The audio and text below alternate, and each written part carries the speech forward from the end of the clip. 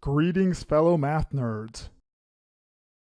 The goal of this video is to develop a pair of non-piecewise parametric equations that plot out this Batman logo using only high school level math skills. Since this design is notably more complicated than the graphs that one typically encounters in high school math class, we shouldn't be surprised that any algebraic definition of it is going to necessarily be a bit long and messy. Let me go ahead and show you the end result. This is the single parametric pair that we will have developed by the end of this video. Perhaps it's a bit intimidating at first glance, but in a few minutes I'll start showing you how it all came to be. I'll try to convince you that it's not as scary as it looks, and more significantly than just showing you how this one example works, if you can hang till the end, you'll have learned a process by which you can then develop your own equations to plot other designs of your choosing. I'm a high school math teacher and I want to explain this process thoroughly. So I know this video is going to turn out to be longer than what some people will be willing to spend, but I want to take the time required to include enough detail so that it's accessible to anyone with strong Algebra 2 or pre-calculus skills. You see here that you'll also need access to graphing software, preferably on a laptop or desktop computer. You saw how long those equations are, and the small screen of a cell phone would be problematic. Alright, before I start explaining my equations for this curve, I want to acknowledge some earlier fantastically nerdy creations. If you don't care about this background stuff and you wish I'd just hurry up and explain those crazy equations I flashed on the screen a moment ago, you can skip ahead to this time in the video. First, the Batman equation that went viral among nerdy circles back in summer 2011. If you're not already familiar with it, you might find it fun to do a web search on Batman equation or Batman curve. My choice to use the Batman logo as an example for this video is intended as an admiring tribute to this curve. Second, if you go to wolframalpha.com and search for person curves, you'll find many incredibly intricate mathematically defined curves of famous figures throughout history and modern times, such as Isaac Newton here.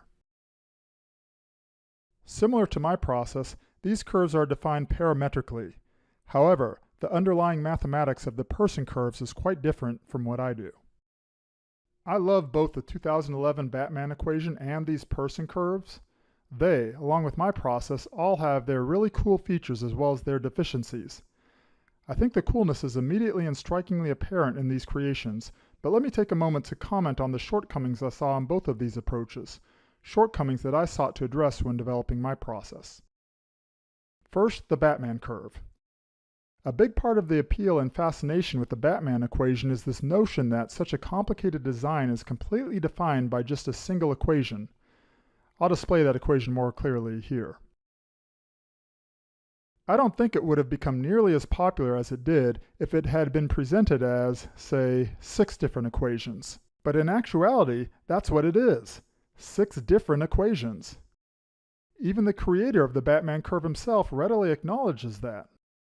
This is really 1, 2, 3, 4, 5, 6 separate equations sandwiched together using the zero product property. And yes, there's only one equal sign here, so by the letter of the law it does qualify as one equation, I suppose. But it just feels a little disingenuous to me to call this one equation. It's kind of like your English professor saying she's just going to require you to read only one book, but then she duct tapes 6 long novels together and says, "Hey, here's your one book." In addition to that somewhat philosophical issue I have with the Batman equation, there's also a more pragmatic problem. If you type this full, single equation into Desmos, or Geogebra, or Google, or any other graphing software commonly used at the secondary school level, guess what you'll see? This is what you'll see. Nothing. Now you can find plenty of places online where people have claimed to graph the Batman equation, but look closely. You'll notice that they've almost invariably separated it back into 6 or more equations and graphed those separately. The issue is not that the equation is too long. I've successfully graphed equations much longer than this in both Desmos and Geogebra and even TI calculators. The issue is all these radicals. The purpose of these radicals is to restrict the domains and/or ranges of the individual curves. For example, if we focus on the first of those 6 individual equations, and cover up the radicals, we have a familiar equation for an ellipse. Let me bring the Batman curve back. It's this ellipse right here.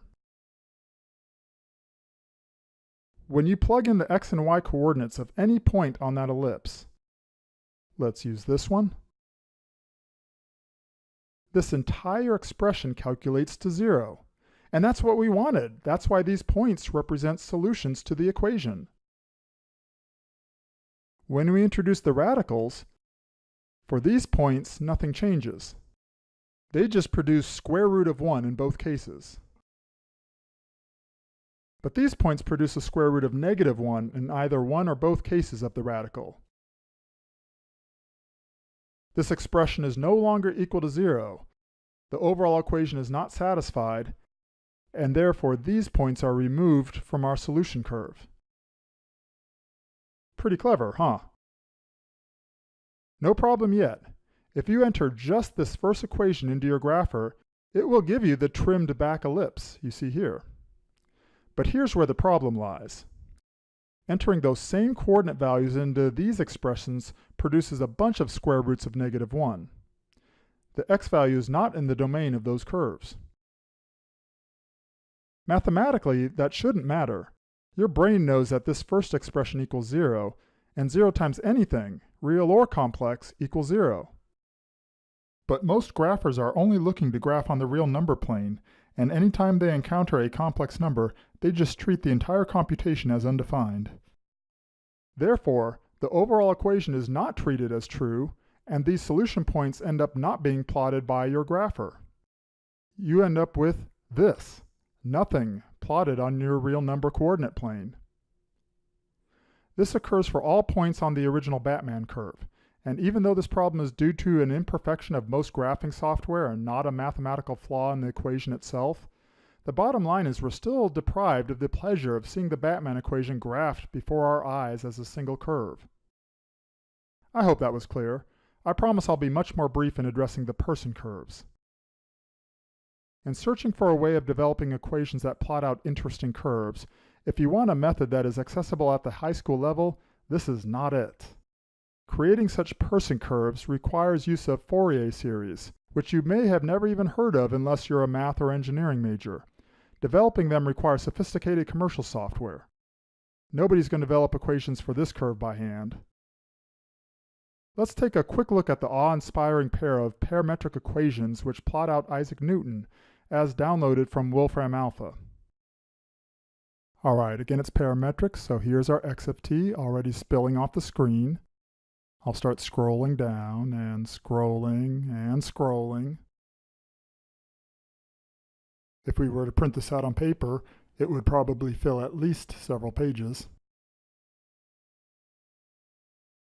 Okay, and finally we get to the y of t equation, which is similarly long. I approximate that there are probably about 600 sinusoid expressions in these two equations. I don't know if Desmos or Geogebra could handle this, and I'm not about to try typing it all out myself.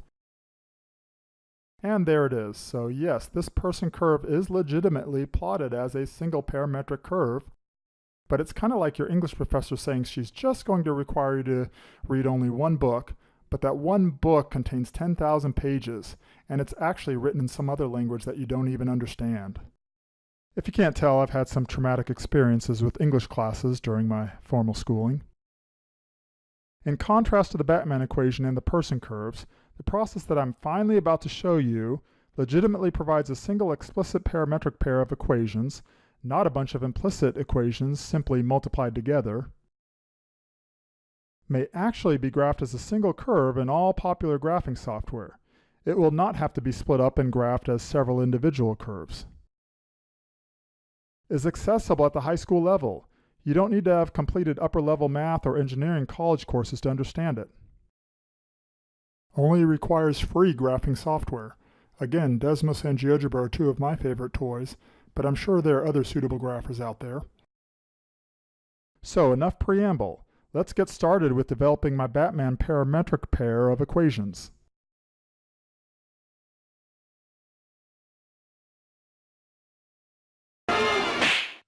In this case, I've already mentioned that we'll be using this particular Batman logo. I saw numerous graphics on the internet that showed the evolution of the Batman logo over the decades, and this logo is claimed to be from the 2005 Batman Begins movie, the first of the Christopher Nolan trilogy. Some other graphics show a different logo for that movie, but I don't really care. We're rolling with this one. Even though we will ultimately end up with a single parametric pair of equations, we do need to start the process by thinking of the design as a bunch of separate curves. When the design is symmetric across a horizontal or vertical axis like this, we can just focus on half of it, and in the final step of the process, we'll take care of the symmetry. We see that this half is made up of a couple line segments and a few curvy curves, none of which is too intricate or bizarre. From the very start, you want to immediately be thinking about what kind of curves you'll use to trace it out. To make some decisions about what kind of curves will fit best, get your image into digital form if it's not already, and import it into Desmos, Geogebra, or whatever graphing software you prefer. I'm gonna go with Desmos here. So I'll import my image. And let's make the image a bit bigger. And I'm going to give it a little bit of translucency here.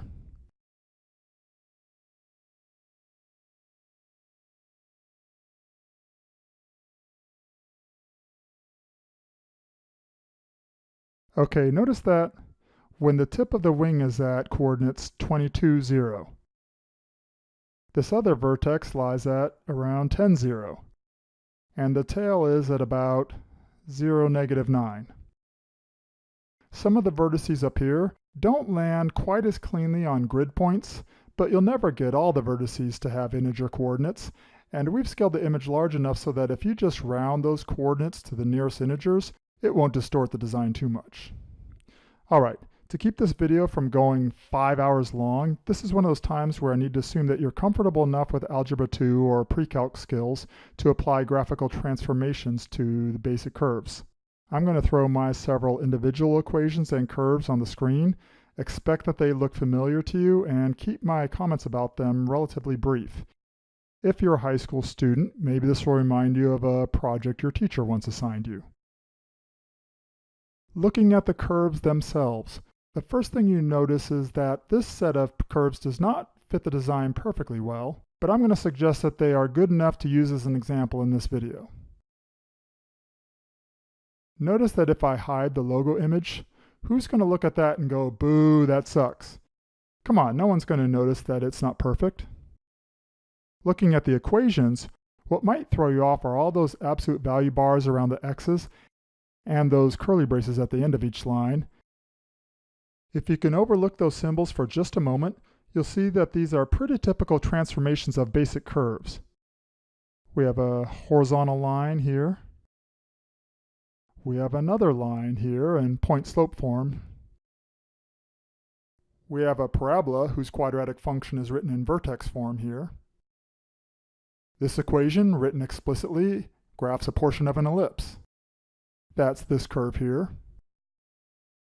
If you prefer to write the ellipse equation implicitly, if this format looks more familiar to you, go ahead and write it this way. That's fine. Here we have the equation for a cubic graph.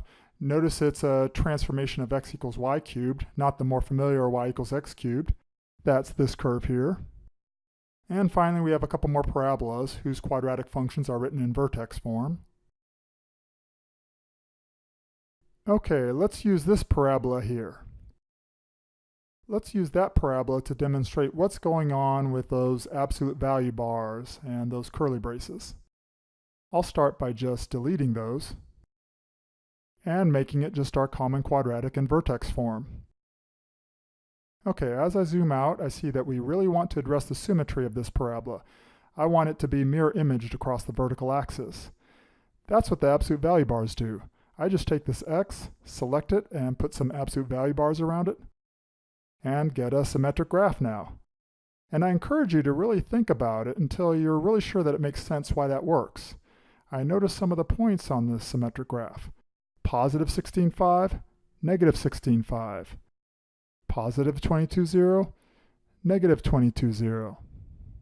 If I plug, say, positive 16 into this equation, due to the absolute value bars, shouldn't I get the same result as if I plugged in a negative 16? That's what the absolute value bars are doing. Again, they're ensuring that any positive input and its negative will produce the same output, 5 in this case. Alright, so we got the symmetry down, but now we want to trim this curve. I want to restrict its domain. Let me focus on this half first.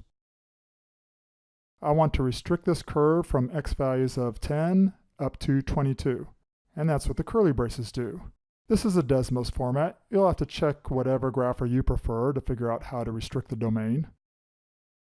In Desmos, that's what the curly braces do. I'll put 10 less than or equal to x less than or equal to 22. Alright, if I zoom out, I see that I'm back to having just that portion of curve that has positive x values. To get my symmetry back, I just pull the same trick. I select that x and I put absolute value bars around it, and now x values between negative 22 and negative 10 will also satisfy this compound inequality. So I see on the graph I've got my symmetry back. And in short, that's essentially what I'm doing on all of these equations. Making images out of many transformed functions like this has become a fairly popular assignment in high school math classes in recent years, so this step has not produced anything particularly novel yet, other than possibly adding a bunch more equations and curves for a design with greater detail. That's where a lot of those high school projects end. But not us. We will proceed to start consolidating those 7 equations down to a single parametric pair.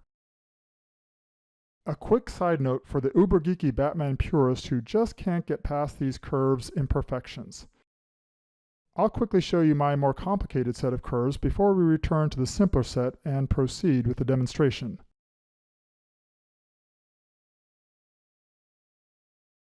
Alright, there's my more complicated set of equations and curves that hug the perimeter of the original design a little more closely. For these curves, instead of sticking exclusively to parabolas and cubics, I toyed with the exponents a little bit. Take this orange curve, for example. Instead of using a quadratic function, I played with the exponent. I made the exponent a slider, h, and you'll notice as I play with the value of h, I find that an exponent value of, an h value of 4 gives me a really nice result here. I did a similar thing with this blue curve down here. Instead of sticking with the quadratic function, I played with the exponent. That exponent I called d, and here's a slider. I see that as I play with the value of d, 2.5 is about as good as I'm going to get. Now I found for this green curve, I just couldn't get a power function in the form of x to the something power to hug the perimeter very closely. So I ended up taking an ellipse and rotating it in plane and converting it into parametric form and doing some fancy trig identities on it, and here is the equation that I ended up with for this green curve. Again, it's parametric, so I'll zoom out a little bit here so you can see the full pair. So I'm just showing that it can be done, and you'll have to decide how much work you want to put into trying to perfect the recreation of the design.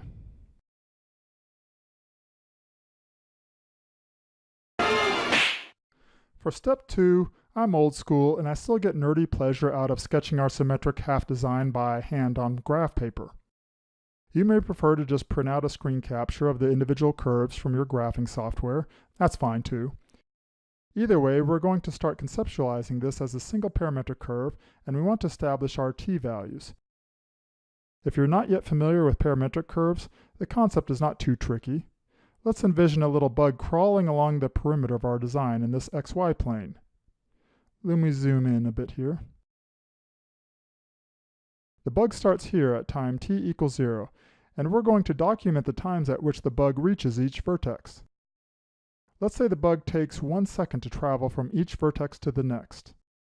Assuming t measures time in seconds, then we label the t values as t equals 0, t equals 1, t equals 2, t equals 3, t equals 4, t equals 5, t equals 6, t equals 7, t equals 8, and finally, just off the screen, t equals 9 at the tip of the tail. For this activity, it doesn't really matter what t-values we assign, so counting off t equals 0, 1, 2, 3, 4, 5 works perfectly well, and that is what I usually do. However, any other arbitrary choice of t-values will also work just as long as they increase in value while we travel along the path. So, just to prove that point, I'm going to reassign these t-values. T equals 0, t equals 1, t equals 3, t equals 5, t equals 8, t equals 13, t equals 15, t equals 17, t equals 18, and just off the screen at the tip of the tail, t equals 21. I'll repeat, there's nothing special about these choices, and you could just as easily pick any other ascending values you desire. If I'm really concerned with modeling the motion of our fictional bug, my choice of t-values clearly has some implications about how fast the bug is moving.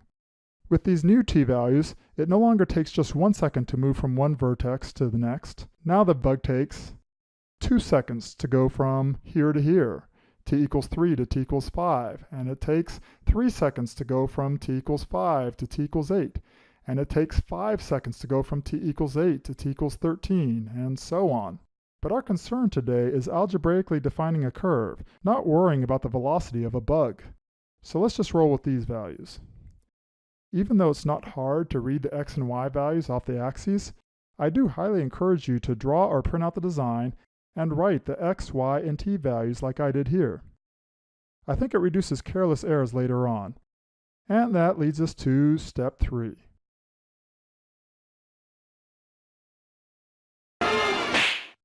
We will now look at coordinates x and y separately, each as a function of t. If you're new to parametric equations, this may be the first time you've seen x as a dependent variable on the vertical axis. Here's where the labeling of t, x, and y at every vertex in the previous step may prove helpful.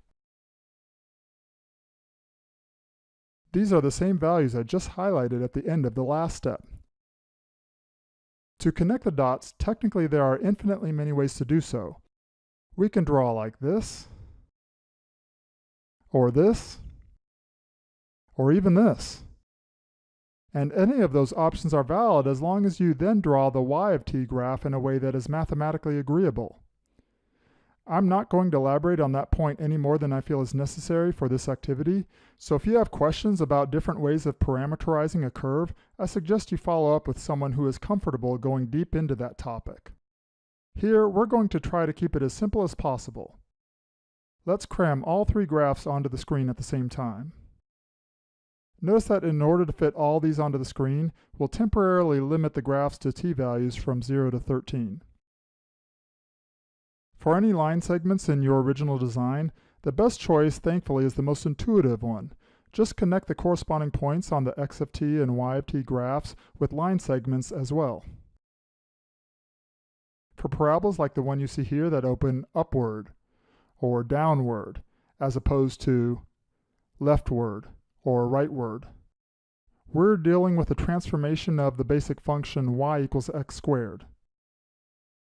Notice that for this basic case, if we let x equal t, then by substitution we would conclude that y must equal t squared. Y is the square of x, and since x equals t, y is the square of t. This tells us that the x of t relationship is linear, and the y of t relationship is quadratic, right?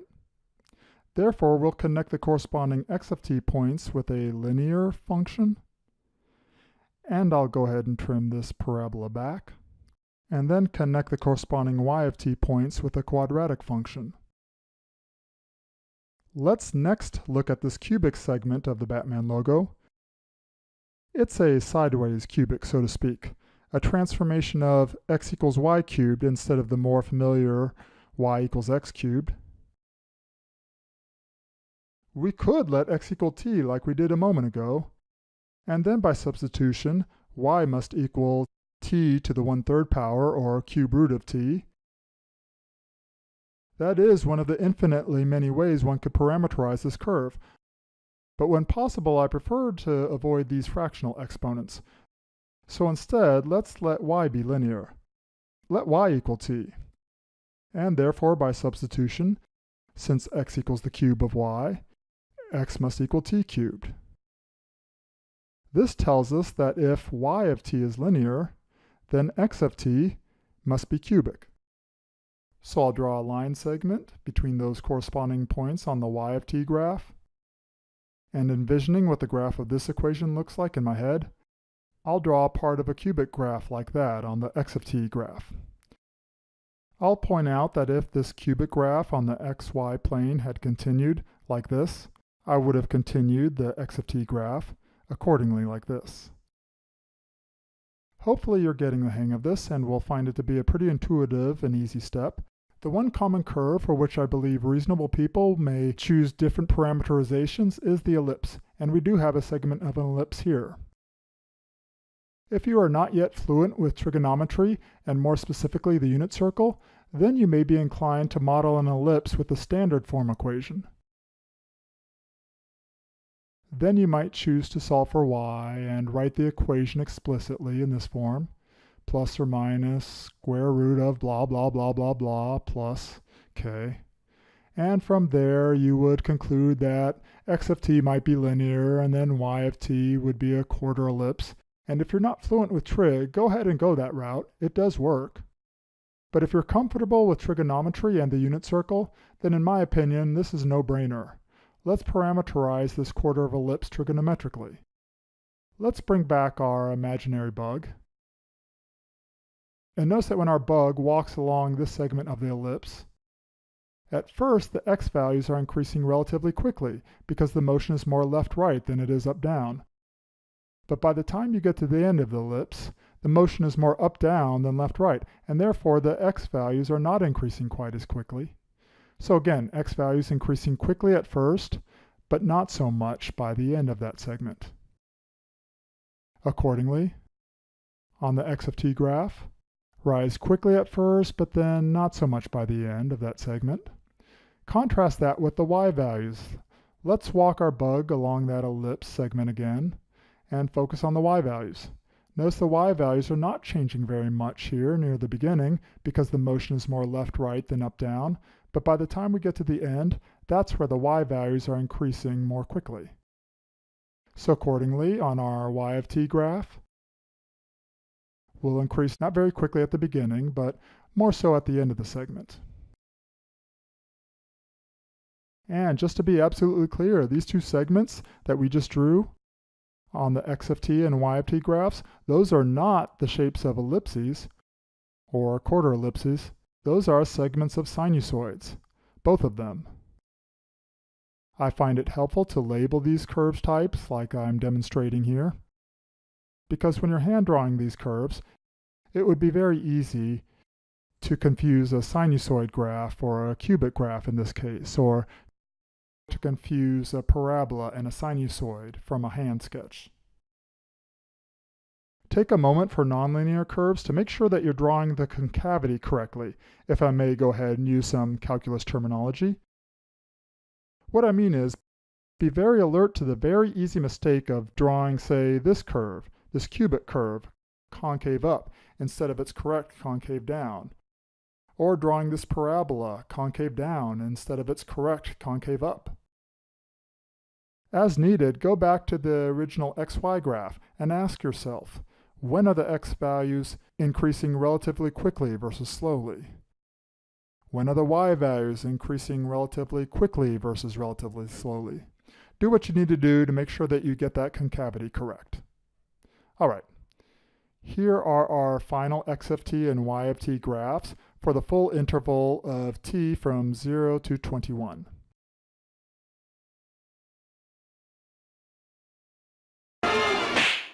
Looking at the x of t and y of t graphs, I'm sure many Algebra 2 or Pre-Calc students would think, hey, those look like piecewise functions. And you should think that. In typical circumstances, that is absolutely what we would use to model these graphs. By the way, if you don't remember what piecewise functions look like algebraically, here's a piecewise definition for x of t. Piecewise functions are the most efficient way to define such curves, and I'd be dismayed if my students didn't even think of them when looking at these graphs. However, maximum efficiency is not our primary motivation in this pursuit. We set out to determine a single pair of parametric equations to define a complicated curve, and doesn't a piecewise definition seem antithetical to the spirit of that pursuit? In the same way that I argued that the 2011 Batman equation felt more like 6 equations sandwiched together rather than one equation, to me this feels like 7 separate equations duct taped together. In your mind, if this doesn't violate the one equation aesthetic, then your job is almost done. You'd just write another similar definition for y of t, figure out how to format a piecewise parametric pair for your particular graphing software, and then call it a day. I cannot settle for that in good conscience though, so in the next steps I'll show how we can merge these various pieces of the piecewise function into one non-piecewise function. For the time being, let's focus our attention on merging the first 3 linear pieces of x of t. There we are, zoomed in. Let's call these pieces x1 of t, x2 of t, and x3 of t. And say that big X of t is the sum of those 3 pieces. Now, if we're thinking of these as functions, there's a bit of a conceptual problem here. It's very similar to one of the problems with the original Batman equation. Notice the domain of x1 is the set of t values between 0 and 1. The domain of x2 is the set of t values between 1 and 3. The domain of x3 is the set of t values between 3 and 5. There are no t values that are common to the domains of all 3 functions, and therefore the domain of big X of t is the empty set. So if you type such a big X of t equation into a grapher, you'd end up with an empty coordinate plane. The restricted domains of the pieces are the source of the problem, so we need to unrestrict them so that each of these graphs individually will have all real numbers in their domains. Let's extend x1, giving it a constant output as we extend it to the left, and this constant output as we extend it to the right. We'll do the same for x2 and x3, extending them to the left and to the right. There. Now, all 3 of these individual functions, as well as their sum, big X of t, contain all real numbers in their domains. This is another moment where I'm hoping that you have enough previous experience, this time with function addition, to buy what I'm selling.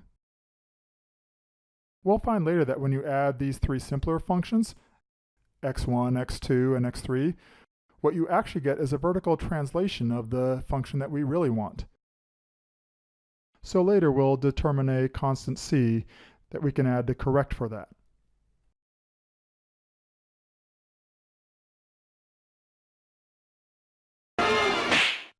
Okay, so how do we write equations for graphs made up of several line segments and/or arrays like these, aka polylines? I might ask my more ambitious students to accept the challenge of figuring it out themselves without any hints from me, but for the sake of time, I'll just tell you here. Let's start with x1.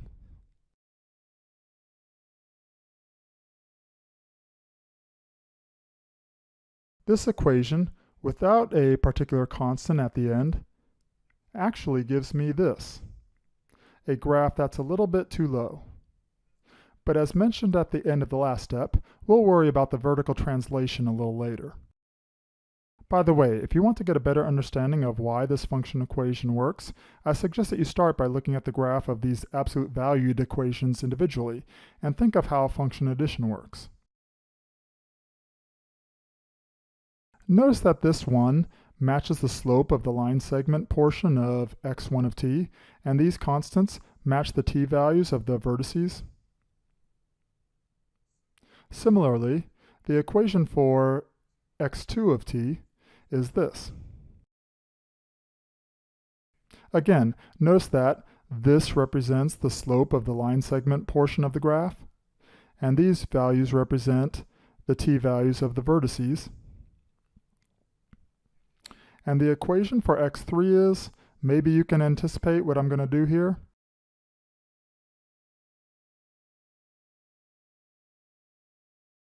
One more time, slope of this line segment and t-values of the vertices. If we go ahead and add the three equations and combine like terms, we get this equation that you see displayed here. I'm now calling that intermediate sum x subscript 1, 2, 3. Now that didn't take too terribly long, but to speed up the process for getting to this point in the future, pause the video and take a moment to study this diagram. And notice that it summarizes a great shortcut by which you can take the slopes of the polyline and use them to quickly calculate the coefficients in this equation.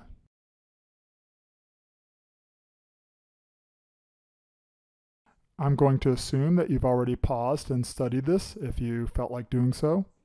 It's definitely worth going ahead and entering this equation into the graph of your choice to make sure that everything is working so far. There, I've typed it in.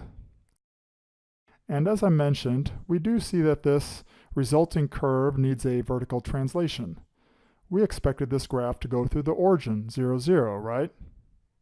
Normally I still wouldn't bother messing with that vertical translation quite yet at this point, but just to really prove that this process is working, let's go ahead and do so. You see that this point is going through 0, negative 2.5, and we want it to go through 0, 0, so I need to move this up 2.5. I'll put a plus 2.5 at the end of the equation. There, it's going through the origin. And there, that looks pretty good. Let's compare it to our sketch. Sure enough, same curve.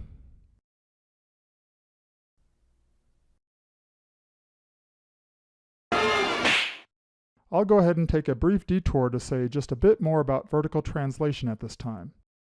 Let's say we want a polyline graph that looks like this.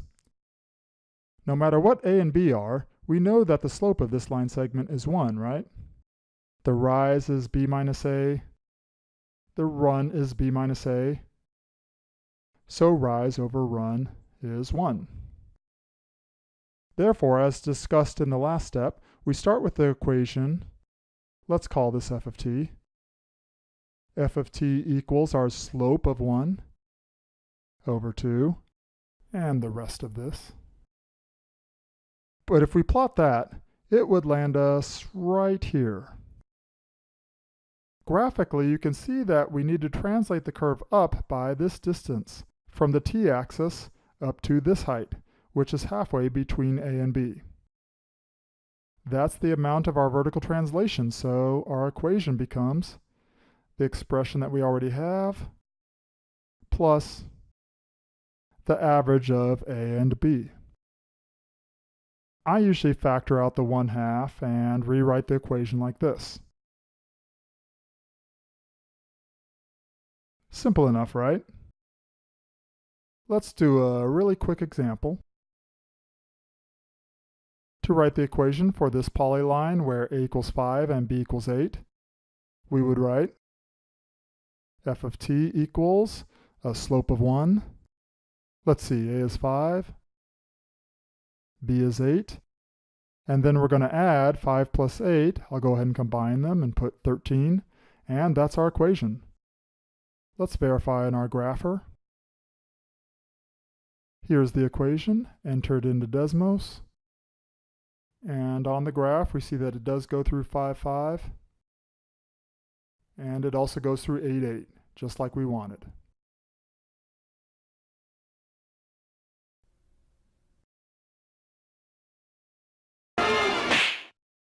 Now we're ready to develop the equations for the nonlinear pieces of our puzzle. This is another time where I need to assume that you're reasonably comfortable with graphical transformations as well as function composition. You know, f of g, g of f, all that good stuff. I'm going to first demonstrate with a sinusoidal segment, which I'll isolate right now. And hopefully you'll see how the process can just as easily be applied to parabolas other conics, or really any function at all. With a dashed curve, I'm going to complete one full period of the sinusoid. We see that the period measures 12 units, the amplitude measures 7 units, and the sinusoidal axis is 5 units above the t-axis. Referring to the full unrestricted sinusoid as g of t, a skilled trigonometry or pre-calculus student should be able to derive an equation such as g of t equals 7 sine pi over 6 t minus 5 with a vertical translation up 5 units. If for some reason you really prefer to use cosine instead, that's fine. You could use cosine right here, and this would become minus 8. That works perfectly well, but I'm going to go back to sine. Let's think of the input t as a function f of t in its own right. Then we could substitute f of t in for t, and we see that we now have our composite function. F of t has been plugged into the sinusoid equation. Now, this is a bit unconventional, but I like to write the same equation graphically like this. This sinusoid equals 7 sine of pi over 6, and I'll leave a little space there, minus 5 plus 5. And in here I'll draw a graph of the function f of t equals t. Now we don't want this sinusoid to oscillate over the infinite domain of the function. We only want it to oscillate from t equals 5 to t equals 8. So for that short interval of t values, we'll just leave the input function alone. We're getting the desired outputs over that stretch. Similar to the polyline functions earlier, we don't want to cause problems by restricting the domain. We don't want that to be our entire function. Instead, also like the polyline functions from earlier, we want it to just flatten out to a constant value like this as we go to the right, and like this as we go to the left. How do I make that happen? How do I get constant output values? Well, if I want constant output values, I need constant input values. That would work, right? If this inner function now produces 8, 8, 8, 8, 8, when I plug that into the sinusoid equation, it will output 12, 12, 12, 12, 12. I'm speaking of this 12 right here on the vertical axis.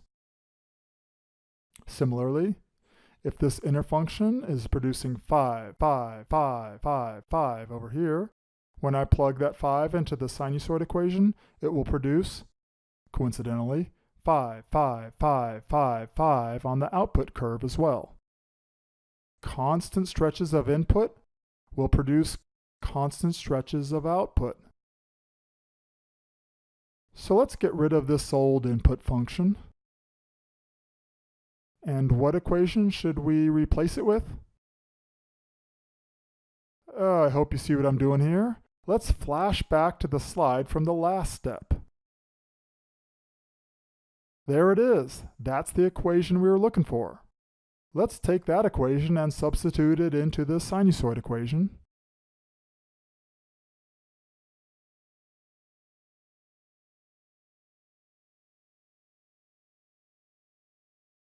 And there we have it. That's our equation for this graph that we want. We can simplify this equation down to this.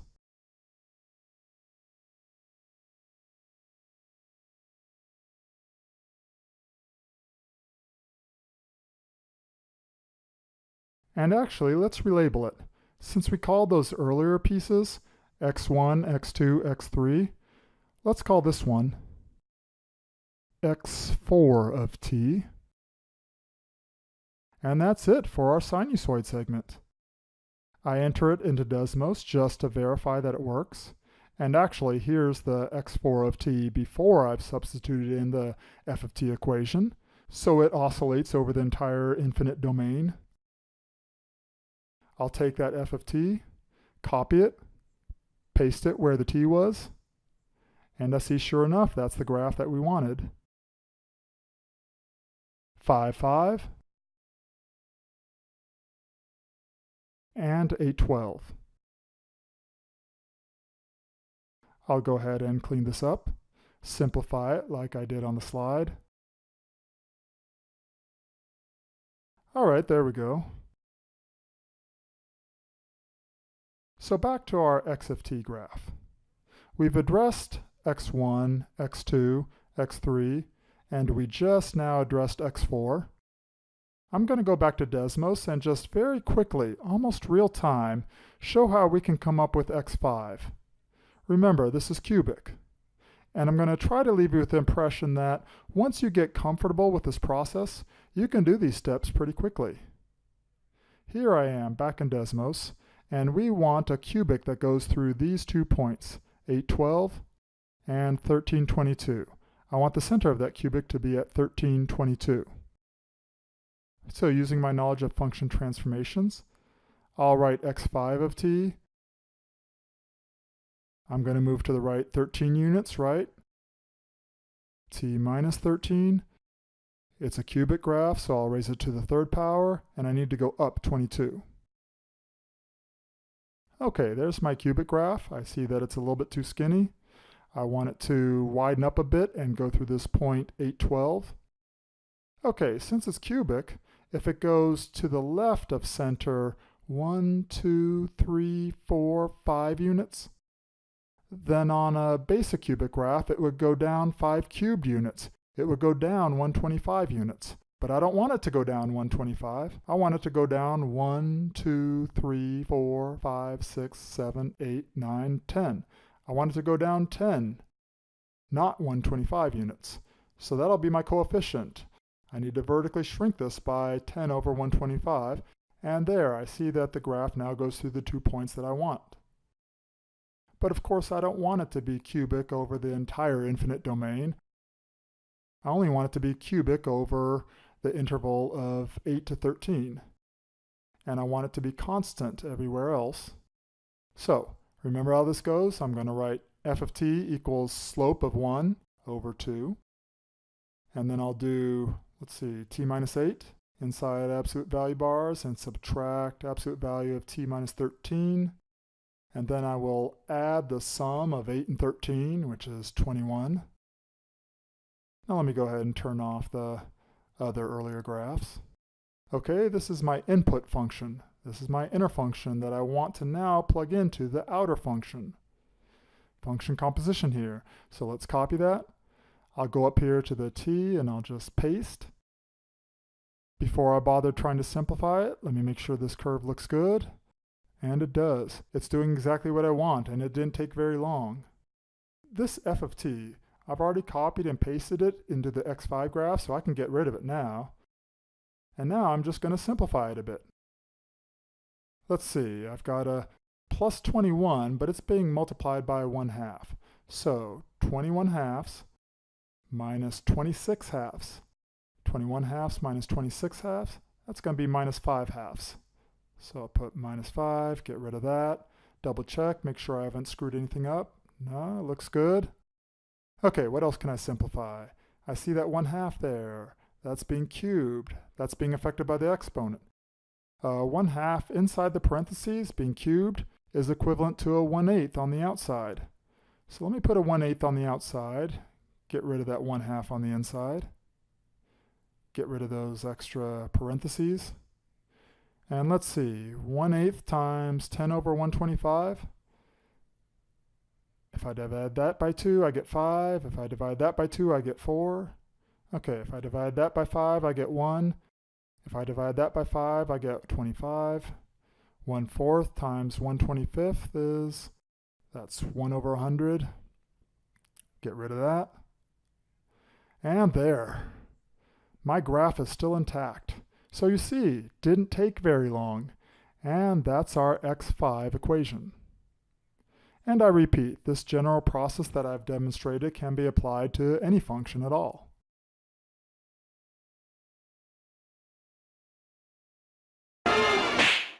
Here are the segments we've addressed so far on x of t, and the remaining segments are both linear. We've already covered how to do linear functions earlier, so I've gone ahead and just put them into Desmos, x6 and x7. You see that I haven't vertically translated either of those functions. There is no plus c at the end. Usually I'd rather just do one vertical translation at the very end after I've added all of these pieces, rather than do vertical translations on each one individually beforehand. So with that in mind, since we're getting near the end, I'm going to just get rid of any plus c's I already have in there, just to demonstrate what I normally do. If I go ahead and show those functions, we see that they don't have their vertical translations yet. Furthermore, remember how we combined the x1, x2, and x3 functions? We had some like terms that combined. I'd like to do the same thing with x6 and x7. I see a like term in there. I see an absolute value of t minus 17 in both of those equations. So let's combine x6 and x7, and together we'll call it x67. Okay, there it is, combined and simplified.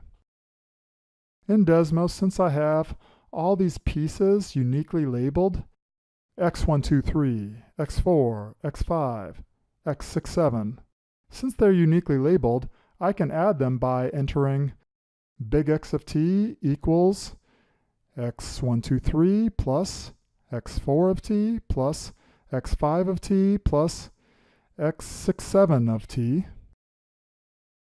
I'll hide all the individual pieces. And this is looking pretty good. Look at how it compares in shape to our sketch.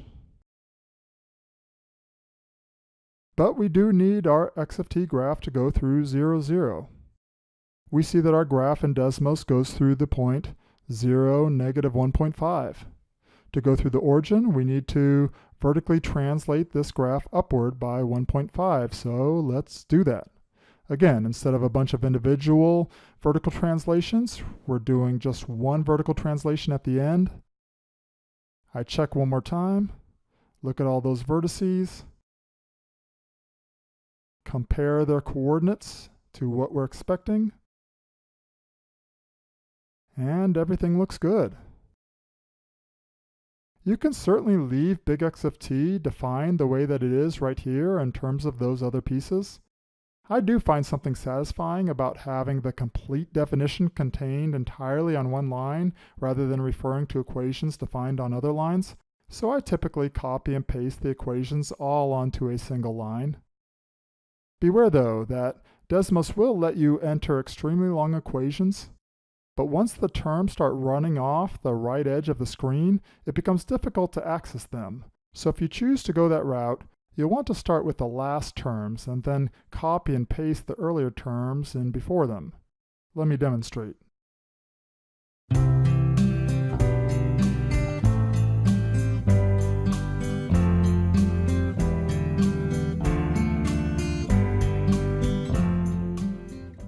And I've got that extremely long equation all on one line.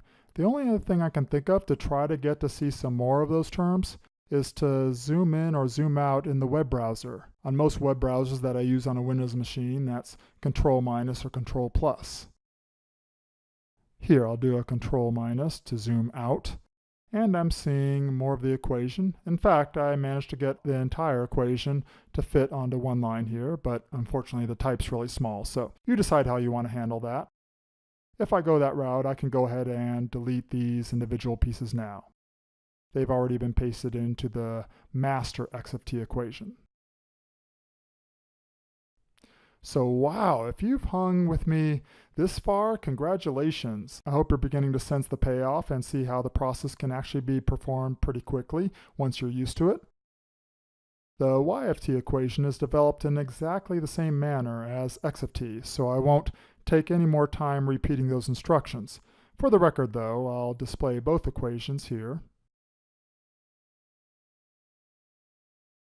And returning to Desmos, I've also entered it in Desmos.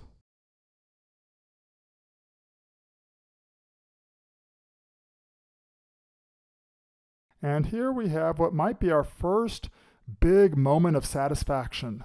Let's create the parametric curve. Now the format in Desmos for creating parametric curves is parentheses. I'll put big X of t, comma, and then big Y of t. I'll change the interval of t to go from 0 to 21. I'll hide the individual pieces. And check that out! I feel bad for non-math nerds who will never understand the thrill of seeing the design successfully appear on the screen like that as a single curve.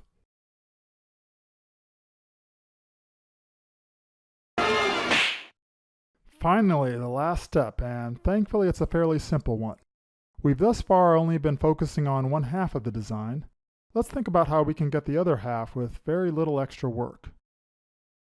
Let's bring back our individual curves from way back in step 1.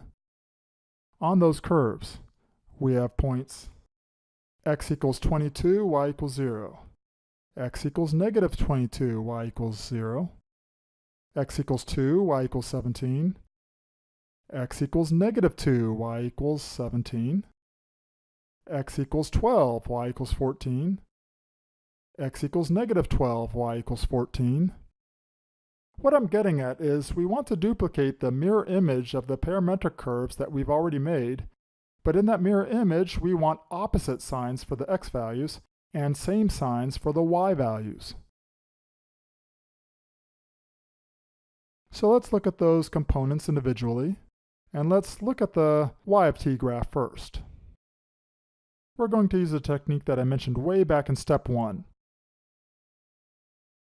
Let's define y2 of t to equal y of t, but let's replace that input variable, t in this case, with absolute value of t, and I'll hide the original y of t. Remember how that keeps the original but reflects it across the vertical axis? This is exactly what we want. Notice that all the duplicate y values have the same sign. 5, positive 10, negative 5, positive 10, 3, positive 17, negative 3, positive 17. That's what we wanted for the y values, same sign. Let's go to x of t and start by doing the same thing. I'll do x2 of t equals x of t, but I'll replace the input t with absolute value of t. Let me turn off the y2. Now that's a start, but that's not quite what we wanted. We wanted the x's to have opposite signs. So when t equals 13 and x equals 22, I wanted to have t equals negative 13 and x equals negative 22. I want all those duplicate values to have the opposite sign. So let's do that by multiplying this x of t. Let's put this in front. Absolute value of t over t. And there it is. 13, 22, negative 13, negative 22. The graph now has odd symmetry instead of even symmetry. You see why that works? You see how that multiplier has a value of negative 1 whenever t is negative, but it has a value of positive 1 whenever t is positive? I hope that's clear. Okay, we've addressed symmetry on the x of t and y of t components individually. Let's now look at the parametric curve. Let's go back to our parametric curve, x comma y, and let's change those. Let's change those to x2 and y2. And let's change the interval to go from negative 21 to 21. And check it out, there it is, our new complete Batman curve, expressed entirely as a single parametric curve here in Desmos. It could have just as easily been done in Geogebra and probably a number of other graphing software packages.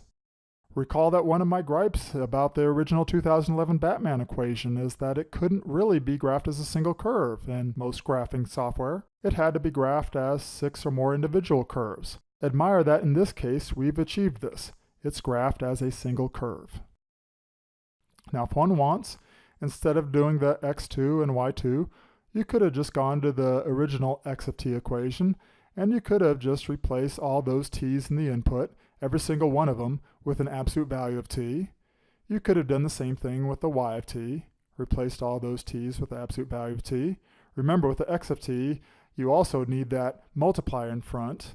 We need that absolute value of t over t in front of everything else contained inside parentheses. And if you really wanted to make this one line totally independent of all the other lines? You could then even copy and paste the x of t line and the y of t line. You could copy and paste them right here into this line and have just one single line all by itself. I'm not going to do that right here. I'll assume you'll choose to do so if you feel like it. Instead, I'll simply show you that here is our updated parametric pair with all those mirror images implemented. Notice how each of the t's in the inputs have been replaced with the absolute value of t, and we have our multiplier there as well.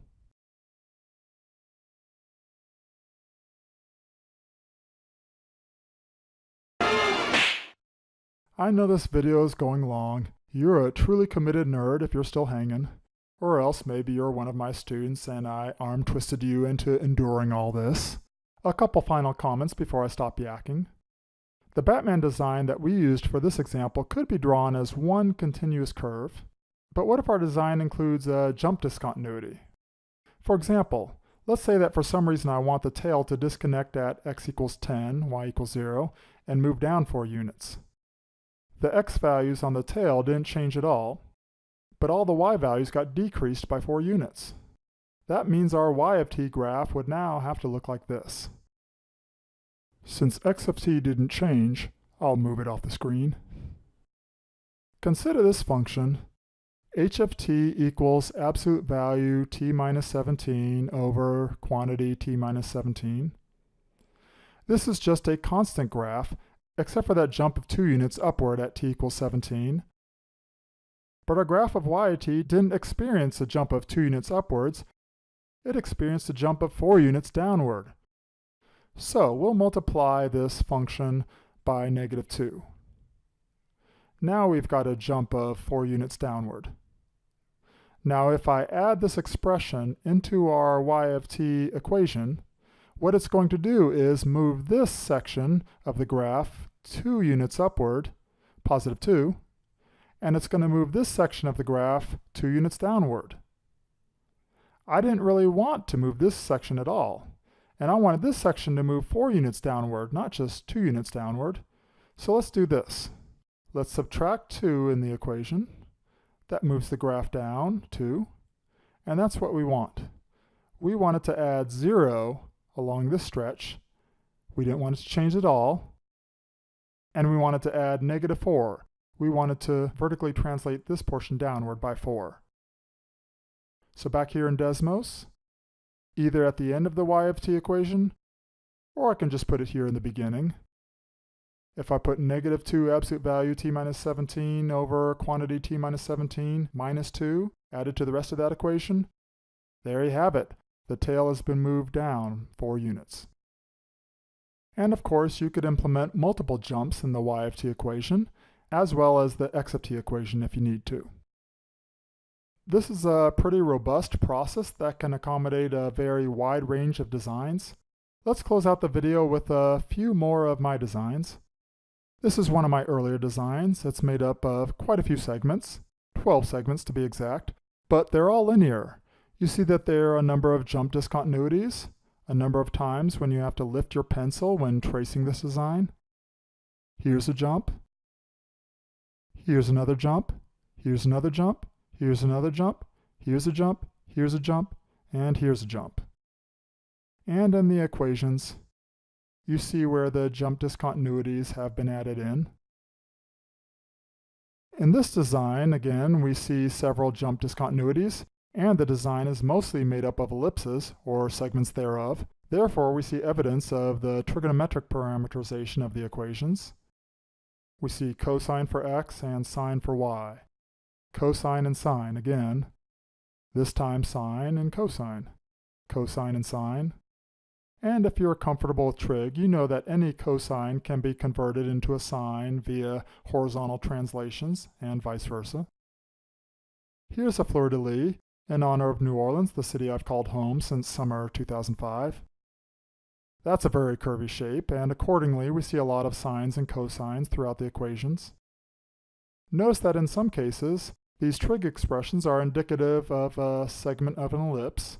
For example, we see that on the interval of t equals 4 to t equals 6, I'm looking at this and this right here. we see that we have a cosine and a sine. And in fact, due to the fact that the magnitude of the coefficient is 5 in both cases, it's not just a segment of an ellipse, it's a segment of a circle. But contrast that with what's going on in the interval from t equals 0 to t equals 3. I'm talking about this expression and this expression. Notice that only one of them is sinusoidal, and the other is linear. Here's a sine, and there's no trig function here. That is because from t equals 0 to t equals 3, the curve is not in the shape of an ellipse, it's in the shape of a sinusoid. If I were to continue it, it would look something like this. And the fact that the sinusoid is running up and down a vertical axis instead of along a horizontal axis, that is why the sine function appears in the x of t equation and not the y of t equation.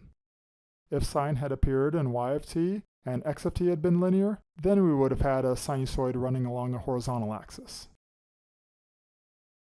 Since I'm called Mr. White in my own classroom, this year is my second favorite high school teacher named Mr. White.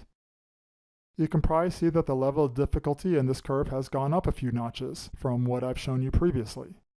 The parts that were most challenging were, quite predictably, the mustache here, and also the bottom edge of those sunglasses.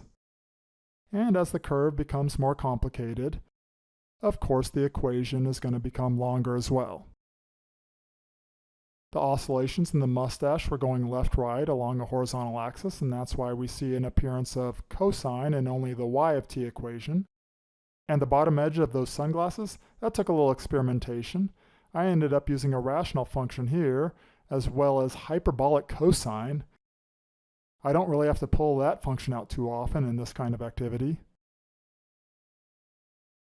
And finally, let's end with this one. Funny thing is, I'm not that big of a superhero fanatic, but with Batman getting so much mathematical attention, it seemed fitting to give Superman his dues.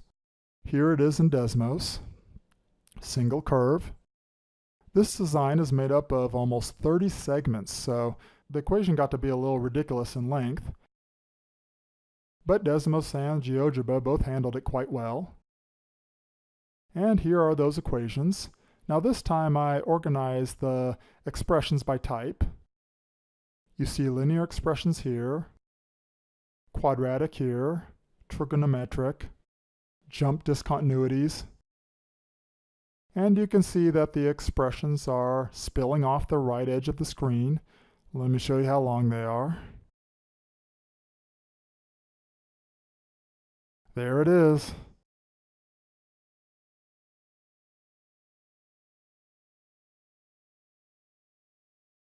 I shall now refrain from saying any more about my process for creating single, non-piecewise parametric curves.